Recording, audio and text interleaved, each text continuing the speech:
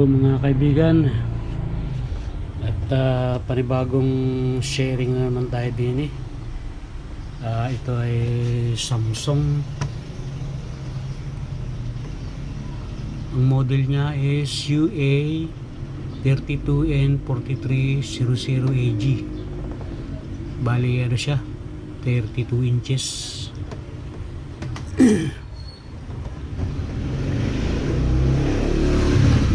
DC volts, 19 volts siya, 48 watts. So tingnan natin kung ano nito problema.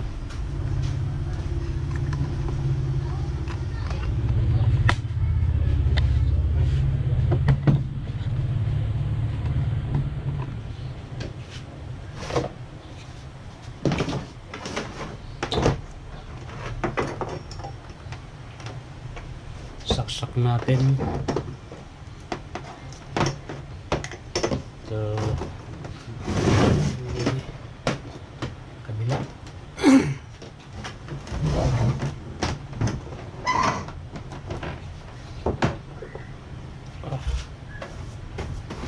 Daming alikabok.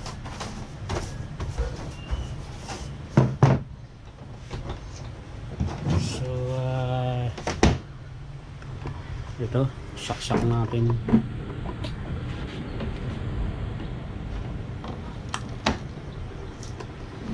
Ayan. Pag sinaksak mo, nabubuhay naman siya. Ayan. Pagkasaksak ko, nabuhay agad. Ayan. Buhay yan eh. Tsaka kung mapapansin nyo, ayan o. Okay ang backlight niya. So bubuksan ko lang at titingnan natin kung anong sira nito, kung magagawa natin. Antabay lang mga kaibigan at bubuksan natin. So yun mga kaibigan, ano, at meron naman siyang backlight. Umiilaw yung backlight niya. So wala lang siyang display. Nakita nyo naman kanina, no? So ibig sabihin meron din siyang sounds. Ibig sabihin wala lang siyang display. Ibig sabihin itong kanyang system board, yung pinakang main board niya, okay siya. So dito tayo magpo-focus sa kanyang top board, at yun nga. So isasaksak natin, saan ba yun? Ito, saksak natin. Yun.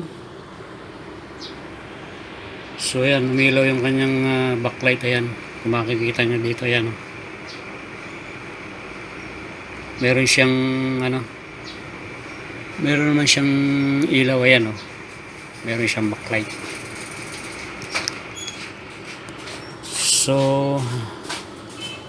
mag-voltage checking tayo. Ilagay natin sa ground ditong kanyang negative, dito sa kanyang LVDS. Kung mapapansin nyo, teka, malabo.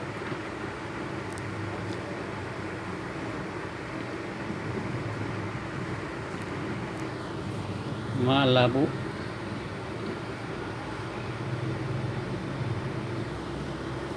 Yan.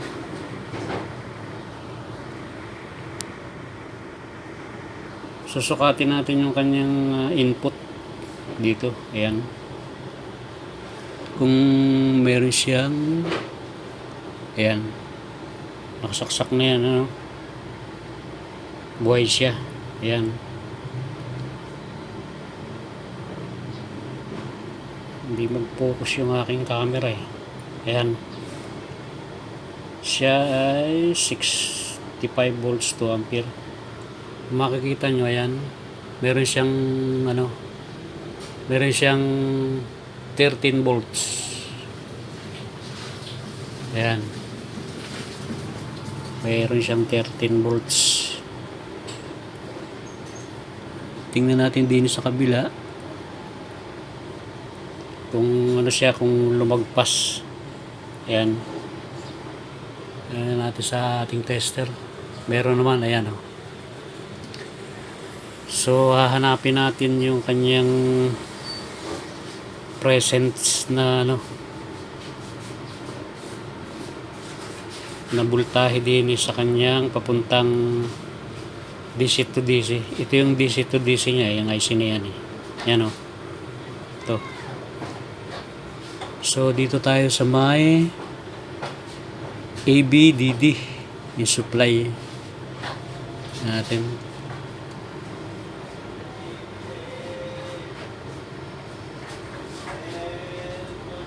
Yan. So wala siya. Wala o. 0.08 volts lang siya. Yan. Tapos din sa kanyang asan ba yun? BGH.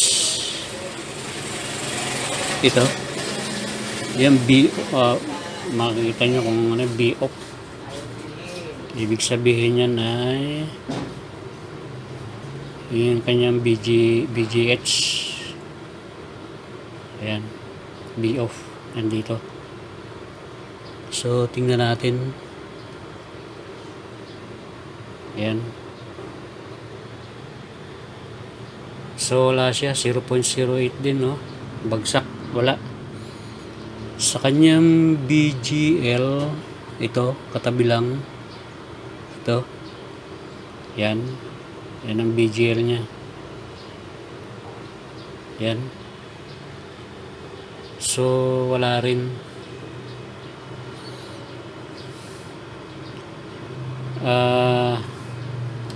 Ngayon,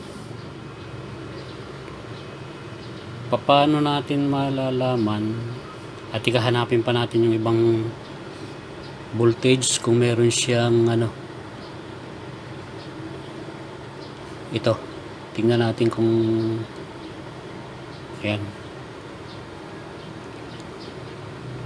oops, meron siyang ano 1.8, okay, 1.8. Hanapin natin yung kanyang ano, kung meron siyang 3.3. ayan dito, ayan, meron, ayan o,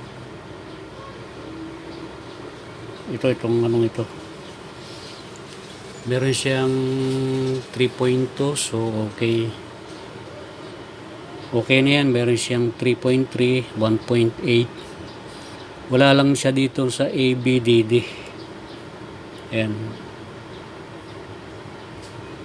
supply yan dito sa kanyang DC to DC converter eh. Ito, okay. So nakasaksak pa to, ha. Okay naman, may backlight siya, yan, oh. Makikita nyo yan, yan, backlight yan, oh. Buhay yan eh. So ang gagawin natin din eh, magkakat tayo ng gauge. Ang gauge nya, tika, bunutin muna natin. Ayan. So ito naman ay mga kaibigan, ano, ay napapanood ko na rin sa mga nag-upload ng video. Ang pinanonood ko kay ano eh, kay JM Tutorial, at saka kay ano, pagdinig kay EdTech. Ayan, shoutout nga pala sa iyo, mga mga kaibigan kong mga vlogger din sa ano, at sa kagaya kong vlogger din na nagre-repair, marami akong natututunan sa inyo. Palibasa nga ako'y nandun sa probinsya at wala akong ganong makausap ng mga tech na ano, kundi sa YouTube lang ako nanonood. Shoutout sa inyo mga kaibigan, at malaking tulong yung inyong mga ginagawa sa kagaya kong technician din, ano. So ituturo ko sa inyo at i-relay ko lang din sa inyo na sa mga napanood ko sa kanila. So meron siyang mga gauge. Ang gauge niya ito, yan, ito mga gauge niya, yan, ito, yan, bali dalawa yan tigkabilaan siya, left and right. Ito yung nasa right niya, tapos ito naman yung nasa left niya, yung apat na yan, ayan, kung makikita nyo yan, yung apat na yan, yung tuldok na yan. So meron din siya ditong indication para hindi kayo maligaw. Ayan, nakasulat dito, ayan, ayan, nakasulat yan dito. Dito nyo titingnan, ito yung sa CKB B1, ito yung nasa right. Ito naman yung CKB to, yung nasa itong apat na to, yan, ito, yan yun. So ang pag-testing din ayon sa nakita ko sa kanila, ito, magalaw yung ating video itong capacitor nito, yan ang CKB1, CKB2, CKB1, CKB2. So ano lang itong dalawa, testingin ninyo, ilalagay ninyo siya sa, lagay natin sa resistance.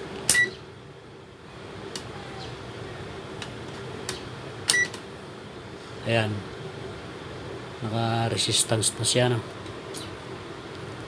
So ang pag-testing dito, unahin muna ninyo yung CKB B1 kung saan kayo magkakat. At wala kasing na hawak ng aking kaya nahihirapan ako So dito, itong CKB B1, itong unang ito, yan, yung nasa unahan na yan, yung resistor na yan, ay capacitor yan. Tapos yung CKB1 ito, yan, diba? Yan, nakatusok na siya, nasa tayo, CKB1 at saka CKB1. Yan muna ang titestingin natin para malaman natin kung saan tayo magkakat, kung dito ba sa right or doon sa left. Ayan. So kung makikita ninyo, CKB1 tayo, meron siyang nawala, ayan, 9.3 mega ohms. So pagka ganyan, good yan, okay yan. So lipat naman tayo din sa kabila, CKB B2 at saka CKB B2, yan, nakatusok na siya. Mayroon pa siyang makita at ayan, kung makikita nyo, ayan, nakatusok na siya, diba? So dito pala sa kabila, ayan, tama, yan ang tama niyan, ayan, nahirap kasi, andito siya, ayan, one hand lang tayo hirap itusok. Ayan, nakano na siya. Yan.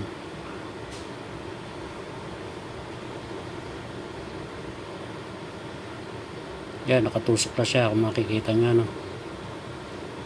So, kung mababasa natin din sa tester is 477 ohms. Dapat yan ay mega ohms. Kagaya kanina doon sa 8 to 9 mega ohms yan. So, ibig sabihin ng may shorted na dito, yung CKB B2. CKB B2. Yan. Hirap kasi. CKB B2. So,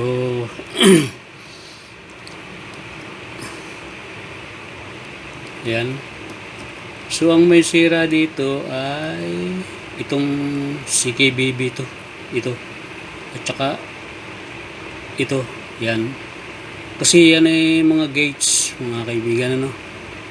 Paliwanag natin ng kaunti. Gauge yan papunta dito sa kanyang panel, sa kanyang flex. Tigkabila yan, left and right. Ito yung isa, yung sa left. Ayan. Yan ay ano rin siya. Yan ay CKBB1, CKBB2, CKBB1, CKB1, CKB2, CKBB1, CKBB2. Yan. Yan, sana nasusundan nyo ako mga kaibigan. Ano? CKB1, CKB2, CKBB1, CKBB2. Yan.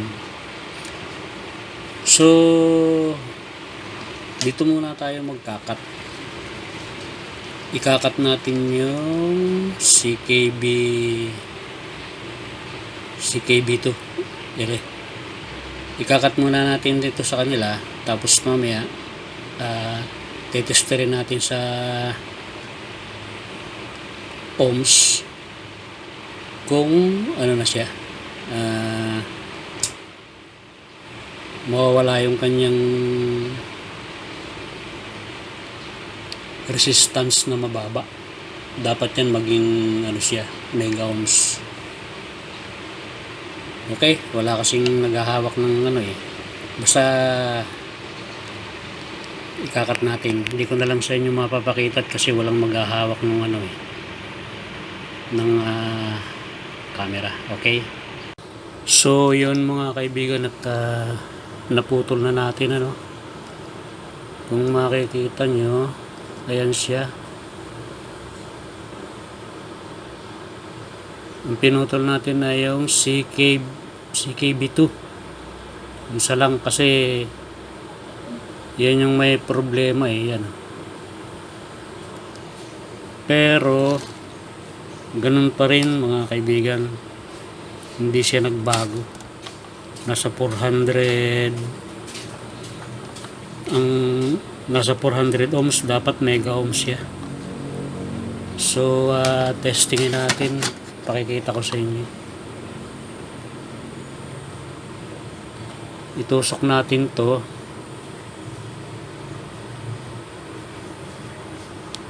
dito sa ano, CKB2. Ayan, dito saka dyan.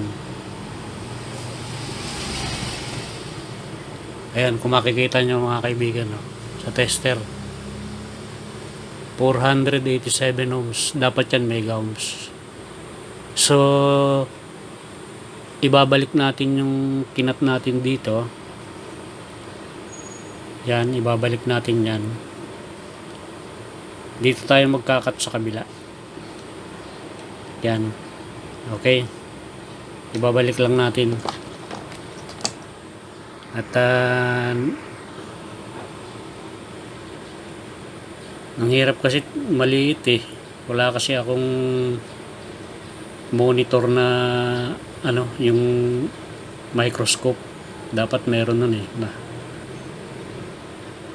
Tsaka isa pa, Medyo, ano mga kaibigan, medyo malabo na yung mata ko. Dahil siyempre may edad na rin tayo eh. Tagal na tayo nagre-repair. So, pakikita ko na lang sa inyo. Ibabalik muna natin yan. Yan, babalik natin muna yan, okay? So, ayan mga kaibigan, kung makikita nyo, no?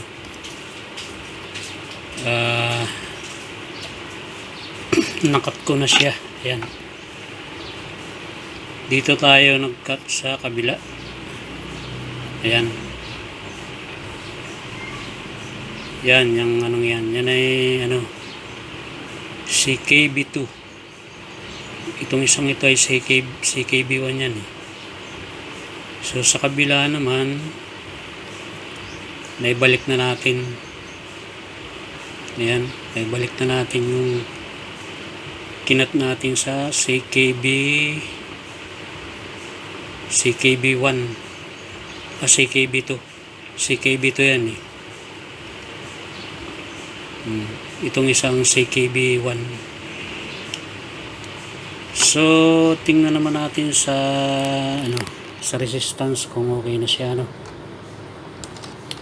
Pasensya na kayo sa video ko, magalaw. Gamit ko kasi yung cellphone eh. Hindi kagaya nung yung GoPro. Kaso yung GoPro naman walang zoom. GoPro ano yun eh, 7. Ayan. So itusok natin dito sa ano, ito. Ayan, CKB2 to CKB2 tsaka dito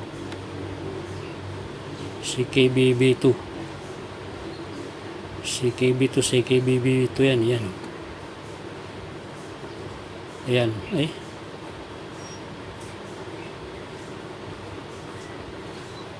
Hirap. Ayan. So kung makikita nyo, ayan siya.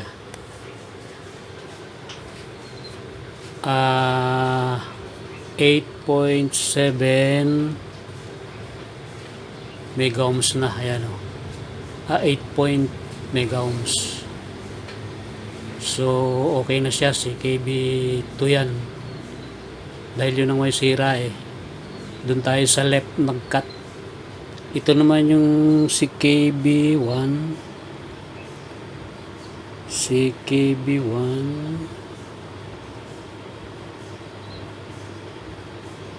Ito. Yan, capacitor na yan. Diyan nakakunik yan eh. CKB1. Testingin natin na CKB1 tsaka CKB1.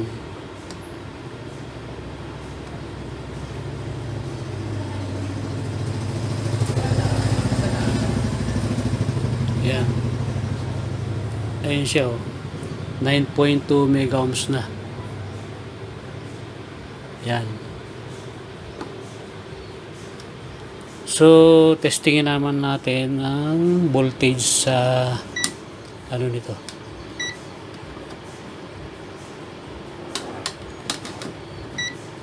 Natin DC. Yan.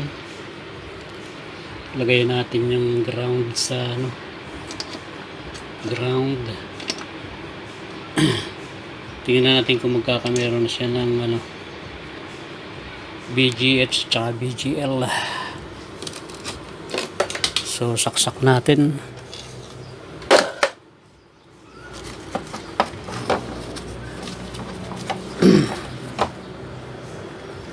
Wala na. Eh.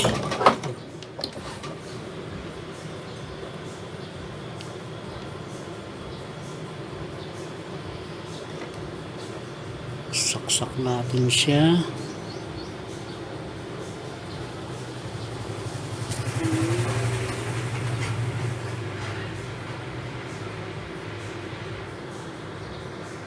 Hirap kasi ng focus nito. Yan. Saksak natin, ano.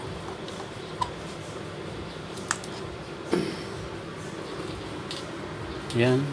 Meron na siya ng backlight. Hintayin natin mag-steady yung kanyang ilaw.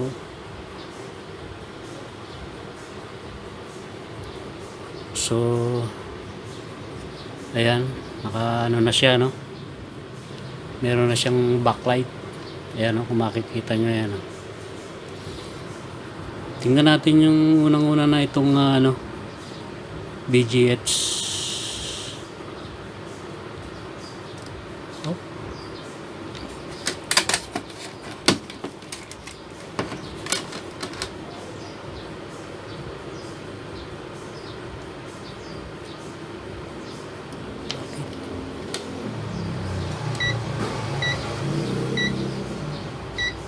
Bakit na ano siya?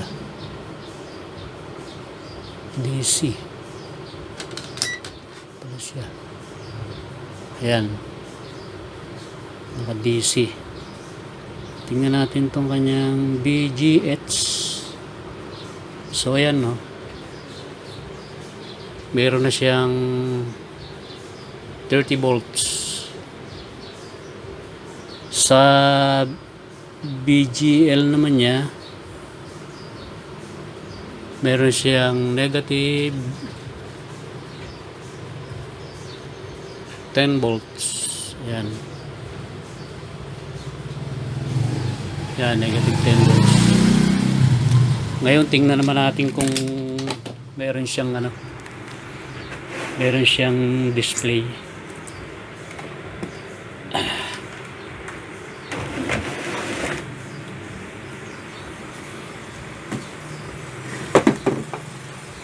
Ayun, oh.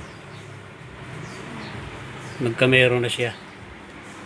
Kaya lang meron siyang guhit sa baba. Ayan. Meron siyang guhit sa baba. So, ang gagawin natin, ikakat na natin lahat yung ikakat na natin lahat yung nasa left niya. Ito. Yan. Ikakat na natin yan. Okay. So, ikakat muna natin. Bunutin muna natin siya.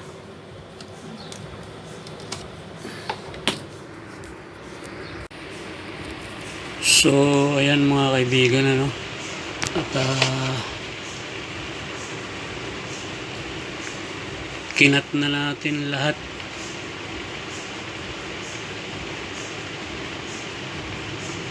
Ayan, makikita nyo.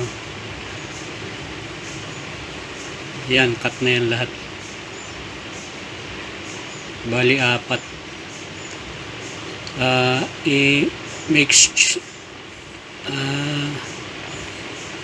I-make sure nyo lang na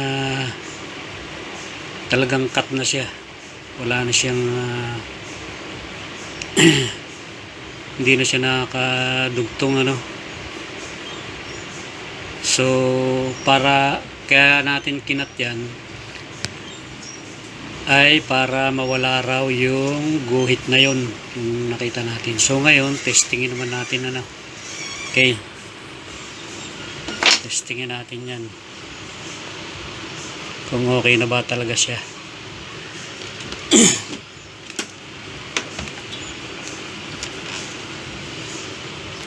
Saksak uli natin. Nasa na yung ano niyan? Saksak uli natin.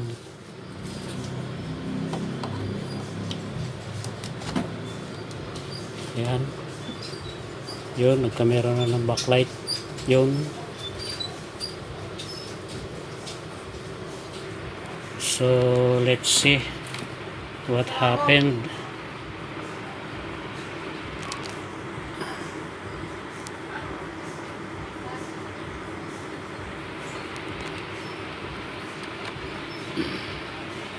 Yan.